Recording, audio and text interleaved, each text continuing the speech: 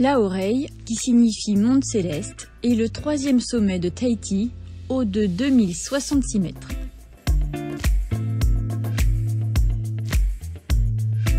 Pour la petite histoire, Maurice Jay, le père de Henri, a construit 4 refuges le long du sentier de Laoreille. Le premier refuge, Wharehamuta, était situé à 900 mètres d'altitude, suivi du Whare Mato à 1400 mètres, Whareata à 1800 mètres et Whare Moana à 2065 mètres.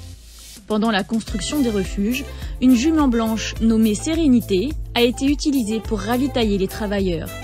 Ces refuges, pouvant accueillir jusqu'à 25 personnes, ont été construits par Maurice Jay avant la Seconde Guerre mondiale et achevés pendant la période de guerre 1940-1945.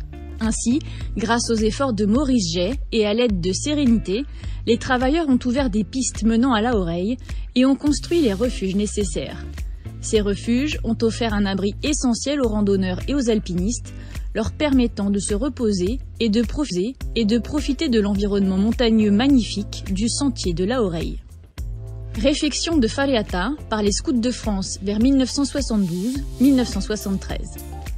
Réfection du sentier dans sa totalité par Te Rawatiati et ses membres de Punaru, ainsi que la construction actuelle de Mato et Whareata par l'entreprise Dauphin, financée par le ministère de l'Environnement de Jacques Hidrolet en 1989-1991. Réfection du sentier dans sa totalité par Te Rawatiati et ses membres de Punaru, ainsi que la construction actuelle de Whare Mato et Whareata par l'entreprise Dauphin. Entretien des refuges et du sentier bénévolement par Te Rawatiati depuis 1991 pendant une dizaine d'années, avec la participation pendant quelques temps des élèves de terminale de Lamennais. Ensuite, pendant une dizaine d'années, de 1999 à 2010, le service du tourisme et ensuite celui de l'environnement a financé 6 interventions annuelles pour entretenir le sentier et les refuges par Te Rawatiati. Et enfin, la période actuelle avec quelques financements pour le sentier et Whareata principalement. Depuis 2013, des bénévoles amoureux de la nature se sont regroupés dans les collectifs Rando Nettoyeur et Poihere Te Natura. Grâce à leur travail, des bancs ont été installés le long du sentier jusqu'à Whare Mato, vous offrant ainsi des moments de repos et des vues magnifiques.